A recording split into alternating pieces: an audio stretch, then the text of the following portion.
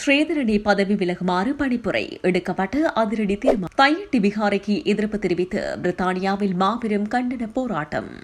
வடமராட்சி கிழக்கில் சேவையில் ஈடுபடும் பேருந்துகள் ரஜீவன் எம்பி வழங்கியுள்ள பணிப்புரை. அமெரிக்காவின் கோர தாக்குதல் ரஷ்யா ஈரான் கடும் கண்டனம்.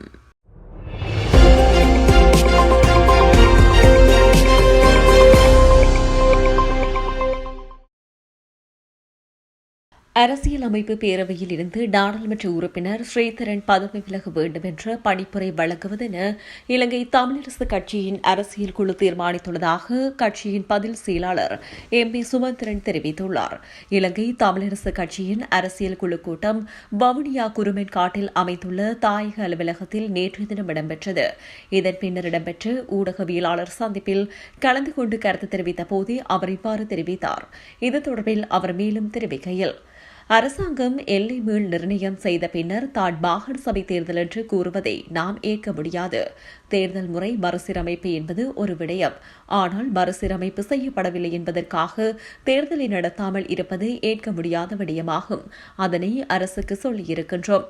அப்படி பார்த்தால் கடந்த 2 நாடாளுமன்ற தேர்தல்கள் நடாத்தியிருக்க முடியாது. எனவே தேர்தலை உரிய காலத்தில் நடாத்துவது அடிப்படையான விடயம். அரசானது தேர்தலுக்கு முகம் கொடுக்க பயந்து கொண்டு மாகாண சபை தேர்தலை கால வரையறையின்றி பிற்போட்டுக் கொண்டிருப்பதாக தெரிகின்றது.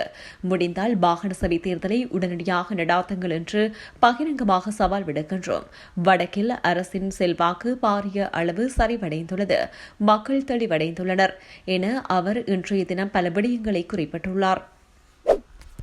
கடந்த டிசம்பர் மாதம் 21ஆம் தேதியன்று இடம்பெற்ற தையிட்டி போராட்டத்தின் போது தவித்ரு வேலன்சுவாமி உட்பட 5 தமிழர்கள் கைது செய்யப்பட்டமையை கண்டித்து பிரித்தானியாவில் போராட்டம் ஒன்று இடம்பெற்றது. குறித்த போராட்டமானது பிரித்தானியா பிரதமர் அலுவலகத்தின் முன்பாக நேற்றைய தினம் இடம்பெற்றுள்ளது. தாயகத்தில் தையிட்டியில் சட்டவிரோதமாக அமைக்கப்பட்ட விகாரைக்கு எதிராக தமிழ் மக்களால் முன்னெடுக்கப்படும் தொடர் போராட்டத்தில் கடந்த டிசம்பர் 21ஆம் தேதி அன்று மதகுரு வேலன்சுவாமி உட்பட 5 தமிழர்கள் இலங்கை போலீசாரால் கைது செய்யப்பட்டுள்ளனர். அதனை கண்டித்தும் தையிட்டியில் சட்டவிரோதமாக அமைக்கப்பட்ட பிகாரையை அகற்றக் கோரியும் தாயகத்தில் நேற்றைய தினம் நடைபெற்ற கண்டன ஆர்ப்பாட்டத்திற்கு வலு சேர்க்கும் வகையில் பிரித்தானியாவில் 2026ஆம் ஆண்டில் மாபெரும் கண்டன ஆர்ப்பாட்டம் நடைபெற்றுள்ளது. போராட்டத்தில் கலந்து கொள்ளும் அனைவரின் கையெழுத்துடன் இந்த விடயம் தொடர்பான மனு ஐக்கிய நாடுகள் சபை உட்பட அனைத்து வெளிநாட்டு தூதரகங்களுக்கும் அனுப்பி வைக்கப்படவுள்ளது. வடமராட்சி கிழக்கில் சேவையில் ஈடுபடும் பேருந்துகளை மக்களின் நலன் கருதி கோவில் வரை செல்லுமாறு நாடாளுமன்ற உறுப்பினர் ரஜீவன் ஜெயச்சந்திரமூர்த்தி பணித்துள்ளார். நேற்றைய தினம் கோவில் நித்தியவட்டை பிரதான வீதி புனரமைப்பிற்கான அடிக்கல் வைக்கும் நிகழ்வில் கலந்து கொண்ட போதே அவர் இந்த விடயத்தை தெரிவித்துள்ளார். ஒரு சில நாட்கள் கோவில் வரை பேருந்துகள் சேவையில் ஈடுபட்ட பின்பு அதை கட்டிக்காட்டுடன் நிறுத்திக் கொள்வதாக ஊடகவியலாளர் ஒருவரால் நாடாளுமன்ற உறுப்பினரிடம் கேள்வி எழுப்பப்பட்டது. அவ்வாறு ஒரு சில நாட்கள் கோவில் வரை சேவையில் ஈடுபடுவது தவறு என்றும் உரியவர்கள் உரிய முறையில் மக்களுக்கு சேவை வழங்க வேண்டும் என்றும் நாடாளுமன்ற உறுப்பினர் தெரிவித்துள்ளார். அத்தோடு குறித்த வீதி புனரமைப்பிற்கு பின் போக்குவரத்து சேவை முழுமையாக பூர்த்தியடையும் என்றும் ரஜீவன் தெரிவித்தார். வெனிசுலா மீதான அமெரிக்காவின் தாக்குதலுக்கு ரஷ்யா, ஈரான் மற்றும் ஐரோப்பிய நாடுகள் கடும் கண்டனம் தெரிவித்துள்ளன. வெனிசுலாவில் இருந்து அமெரிக்காவுக்கு போதைப்பொருள் கடத்தப்படுவதாகவும் இதற்கு வெனிசுலா ஜனாதிபதி நிக்கோலஸ் மதுரோ உடந்தையாக இருந்ததாகவும் அமெரிக்க ஜனாதிபதி டொனால்டு டிரம்ப் குற்றம் சாட்டி வந்தார். இதனையடுத்து வெனிசுலா படகுகள் மீது அமெரிக்க ராணுவம் தாக்குதல் நடத்தி வந்தது. வெனிசுலாவை சுற்றி கரிபியன் கடல் பகுதி அமெரிக்கா தனது படகுகளை குவித்தது. வெனிசுலா ஜனாதிபதி பதவியிலிருந்து மதுரோ வெளியேற வேண்டும் என்று ட்ரம்ப் நேரடியாக எச்சரிக்கை விடுத்திருந்தார். இந்த நிலையில் நேற்றைய தினம் அமெரிக்க ராணுவத்தினர் வெனிசுலாவின் தலைநகரான காரிகஸ் மற்றும் அதனை சுற்றியுள்ள பகுதிகளில் பெரிய அளவிலான வான்வெளி தாக்குதல்களை நடத்தினர். கராகஸில் உள்ள முக்கிய ராணுவ தளமான பேர்டேத்தியூனா, லா கார்கோடா விமான தளம் மற்றும் லா ஹுவைரா துறைமுகம் உள்ளிட்ட பல ராணுவ மற்றும் உட்கட்டமைப்பு இடங்கள் தாக்கப்பட்டன. இதன் பின்னர் அமெரிக்க ஜனாதிபதி டொனால்டு டிரம்ப் வெளியிட்ட அறிவிப்பில் அமெரிக்கா வெனிசுலா மற்றும் அதன் தலைவர் ஜனாதிபதி நிக்கோலஸ் மதுரோ மீது ஒரு பெரிய அளவிலான தாக்குதலை வெற்றிகரமாக நடத்தியுள்ளது. ஜனாதிபதி மதுரோவும் அவரது மனைவியும் கைது செய்யப்பட்டு நாட்டிலிருந்து வெளியே அழைத்துச் செல்லப்பட்டனர். இந்த நடவடிக்கை அமெரிக்க சட்ட அமலாக்கத்துறையுடன் இணைந்து மேற்கொள்ளப்பட்டது என தெரிவித்தார். மதுரோ மீது அமெரிக்காவில் போதைப் பொருள் கடத்தல் மற்றும் குற்றவியல் வழக்குகள் உள்ளதால் அவர் விசாரணை விசாரணைக்கு உட்படுத்தப்படுவார் என தெரிகிறது. ரஷ்ய வெளியுறவு அமைச்சகம் இந்த தாக்குதலை வெனிசுலா மீதான ஆயுதமேந்திய ஆக்கிரமிப்பு என்று கண்டித்துள்ளது. இது சர்வதேச சட்டங்களை மீறும் செயல் என்று தங்களின் அரசியல் சித்தாந்தத்திற்காக அமெரிக்கா இத்தகைய செயற்பாடுகளில் ஈடுபட்டுள்ளதாகவும் குற்றம் சாட்டியுள்ளது. வெனிசுலாவின் நெருங்கிய நட்பு நாடான ஈரான் வெளியுறவு அமைச்சகம் வெளியிட்ட அறிக்கையில் இந்த தாக்குதல் வெனிசுலாவின் இறையாண்மையையும் அதன் பிராந்திய ஒருமைப்பாட்டையும் அப்பாட்டமாக மீறும் செயல், ஐக்கிய நாடுகள் சபையின் சாசனத்தை அமெரிக்கா மீறியுள்ளது என தெரிவித்துள்ளது.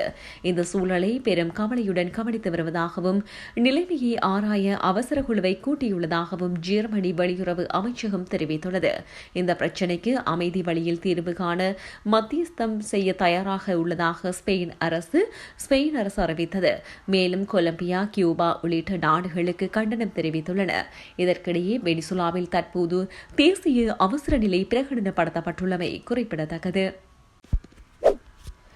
கடந்த கால அரசாங்கங்களும் மற்றும் அனுர் அரசாங்கமும் ராணுவ இயந்திரத்தை வைத்துக் கொண்டு தமிழ் மக்களை ஆக்கிரமிப்பதும் தமிழ் மக்களின் காணிகளை கபலீகரம் செய்வதை தான் பிரதான நோக்கமாக கொண்டுள்ளது என நாடாளுமன்ற உறுப்பினர் ஸ்ரீதரன் எம்பி தெரிவித்துள்ளார்.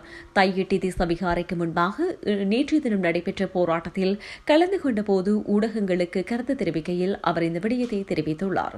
இது தொடர்பில் அவர் மேலும் தெரிவிக்கையில், தையிட்டி போராட்டம் வன்முறையான போராட்டம் அல்ல, யாருடைய ஆலயங்களையும் இடிக்க வேண்டும் என்ற போராட்டம் அல்ல.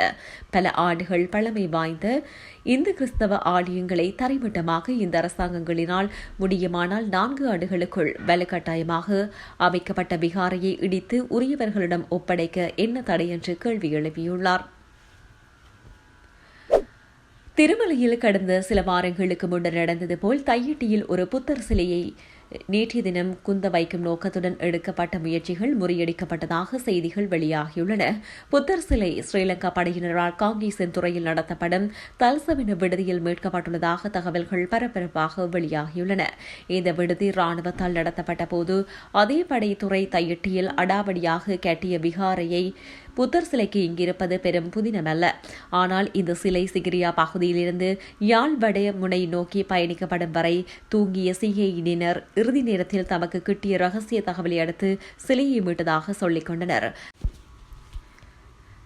தற்பொழுது தையிட்டியில் கட்டப்பட்ட புதிய விகாரை ஒரு சட்டவிரோத கட்டுமானம் என்ற விடயம் இப்போது வடக்கின் முக்கிய பௌத்த முகங்களால் சொல்லப்படுவது ஒரு பிளிட்ரஸ் கிரேக் ரக தாக்கத்தை உருவாக்கியுள்ளது. வெனிசுலா ஜனாதிபதி நிக்கோலஸ் மதுரோ மற்றும் அவரது மனைவியை கைது செய்து நாடு கடத்தியுள்ள அமெரிக்காவின் நடவடிக்கைக்கு ரஷ்யா மற்றும் ஈரான் நாடுகள் கடும் கண்டனம் தெரிவித்துள்ளன. மதுரோ சிறைப்பிடிப்பில் அமெரிக்காவின் ஆயுதமேந்திய ஆக்கிரமிப்பு செயலை கண்டித்த ரஷ்யா அமைதியை கடைபிடிக்குமாறு கோரியுள்ளது. மேலும் இந்த நடவடிக்கைக்கான நியாயப்படுத்தலை ஏற்றுக்கொள்ள முடியாது. இங்கு கொள்கை ரீதியான விரோதம் மேலோங்கியுள்ளது. மீண்டும் இடதுசாரி வலதுசாரி மோதலுக்கு அமெரிக்காவின் தாக்குதல் விதித்திட்டுள்ளதாக ரஷ்யா கூறியுள்ளது. அமெரிக்காவின் நடவடிக்கைக்கு ஈரான் வெளியுறவு அமைச்சகமும் கண்டனம் தெரிவித்துள்ளது. அமெரிக்காவின் நடவடிக்கை குறித்து ஈரான் தெரிவிக்கையில், வெனிசுலா மீதான அமெரிக்காவின் ராணுவ தாக்குதல் நாட்டின் தேசிய இறையாண்மை மற்றும் ஒருமைப்பாட்டை அப்பட்டமாக மீறுவதையும் வன்மையாக ஈரான் கண்டிக்கிறது. இது ஐநாவை சாசனத்தின் மீதான கடுமையான மீறல். ஐநாவையில் உறுப்பினராக உள்ள ஒரு சுதந்திர அரசுக்கு எதிரான அமெரிக்க ராணுவ ஆக்கிரமிப்பு சர்வதேச அமைதி மற்றும் பாதுகாப்பின் அப்பாட்டமான மீறல். இதன் விளைவுகள் முழு சர்வதேச அமைப்பினையும் பாதிக்கும் என தெரிவித்துள்ளது. ஸ்ரீதரனை பதவி விலகுமாறு பணிப்புரை எடுக்கப்பட்ட அதிரடி தீர்மானம். தையிட்டி விகாரைக்கு எதிர்ப்பு தெரிவித்து பிரித்தானியாவில் மாபெரும் கண்டன போராட்டம். வடமராட்சி கிழக்கில் சேவையில் ஈடுபடும் பேருந்துகள். ரஜீவன் எம்பி வழங்கியுள்ள பணிப்புரை. அமெரிக்காவின் கோர தாக்குதல். ரஷ்யா ஈரான் கடும் கண்டனம்.